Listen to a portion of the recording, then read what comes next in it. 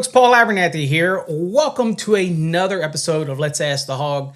Look, so many people are asking code questions on all social media platforms. They're even sending them into places like Nika and getting code questions, but you're not getting the detailed answers. We created TradeHog for one reason and one reason only: to be able to bring back high, accurate results for any question that you want to ask in the field. In fact, I just got an email yesterday where a guy used TradeHog to go against the inspector because the inspector was wrong, and he used TradeHog to show the inspector the code references and what it meant to be accurate.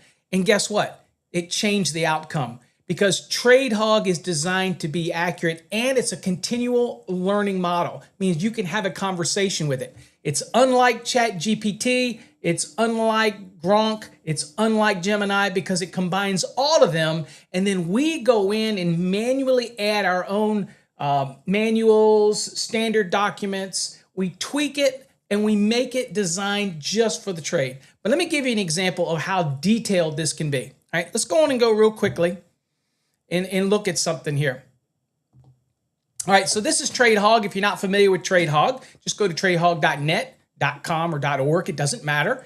And so when you're over here, you're going to get a free try anytime you want. You just scroll down here, right? And right here, you can type in your question. You'll get a couple responses before it's going to ask you to upgrade. That's logical. You want to be able to use this as a resource. It works fine on a mobile device, a tablet. It's great for in the field.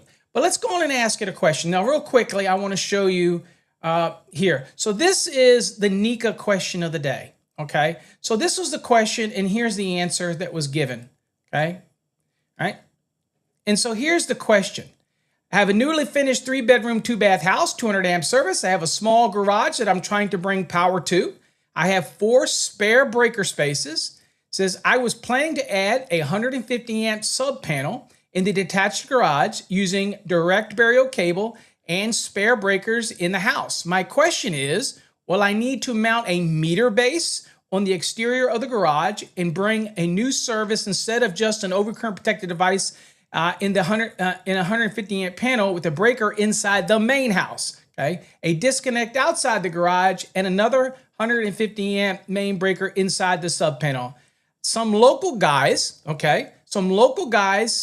told me that since the garage isn't attached, it has to have its own meter, which kind of defeats the purpose of using these spare breaker spaces. I'm trying to keep from doing this work twice. So remember, folks, one of the key things to remember is when you do seek advice from people, you want to make sure you're getting accurate advice, but you also want to make sure that the people that are giving you that advice can give you code references, can really point you to where you need to be. Okay, well, obviously the answer to that is you can have a detached structure, and obviously that's the point of the feeder in 225 of the NEC, to be able to take a separate feeder to that location. And there's other rules around that. But look, the simple question to keep you from doing something twice is, what does TradeHog say about this, and can it give me better detail? The reason I say that is because you look at the answer here, they're giving you this detail, right? It's telling you, thank you for the question.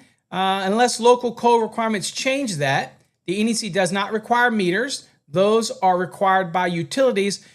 Very accurate. That's not a problem. However, you have to wait for the response, and we want deeper results. Okay, so what do? All right, well, what we're going to do is we're going to post it right in here.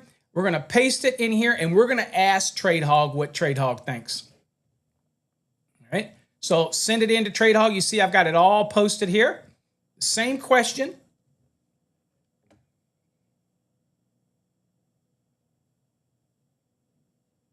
It's thinking. Remember, we're using a new model, and the new model is supposed to bring back very specific and detailed and compact answers.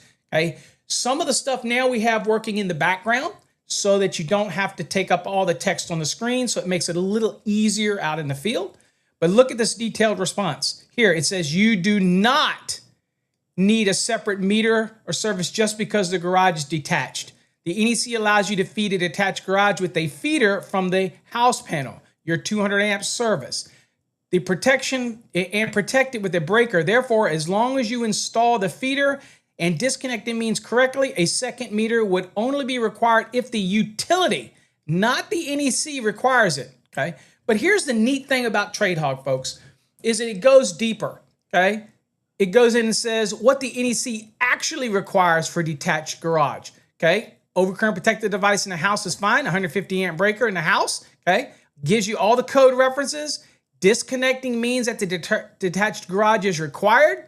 Okay, the main breaker of the garage, main breaker in the garage subpanel, it is readily accessible. It meets the nearest point of entrance intent or a separate disconnect outside the house. Okay, again, gives you all the code references, right? Here it says only one feeder to the detached structure. Generally, you typically run one feeder to the garage. It's giving you that reference as well. But look, it also goes in, here's the big gotcha, grounding, neutrals, and it also, notice that it's trying to keep you from making mistakes where you don't get that when you normally ask other people. They don't go into detail. Check it out here. 4-wire feeder, installing a grounding electrode system, okay? Keep the neutral isolated. Again, gives you some quotes. We've tailored this, okay? Now, about the proposed breaker in the house and disconnect outside and main breaker subpanel, this setup, it goes and gives you extreme detail, okay? So I just wanted to show you that it also goes at the end and asks you additional questions. It says, for example, if you tell me, 1, the distance from the house to the garage, 2, whether you're trenching and what wiring method you want, UF cable, conduit with THWN, etc., and the major loads you expect, EV, welder, compressor, heat, I can point you to the cleanest compliant layout, including whether the sub-panel main breaker can serve as the required disconnect in your case. Folks, I don't know whether you get this or not.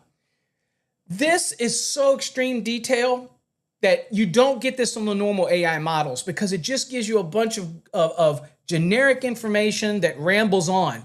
This information is detailed, step by step by step, and it knows what to ask you. Why? Because it was built by professionals. Jeff is in the background. I'm working on it. We constantly, and it's not just for electrical, plumbing, mechanical, building, inspections. That's what TradeHog. Every trade person out there, every design professional, every inspector, you need TradeHog. We designed it for you, and it is cheap. Okay, it's cheaper than getting ChatGPT.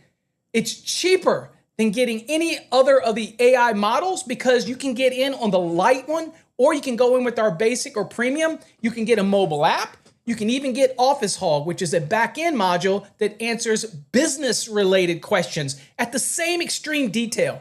Folks, this is a no-brainer. Really, for your business, this is the best investment you can make. Keeps you out of trouble. You don't get paid to do things twice. You get paid to do things once, the correct way. Stop failing inspections. Educate people. Make sure you check other people's statements so that you know that they're accurate. This is what TradeHog does, folks. Check it out, please. Go over to tradehog.net, .org, or .com. Give it a try for free. I'm sure you're going to find a need for this in your business. Take care.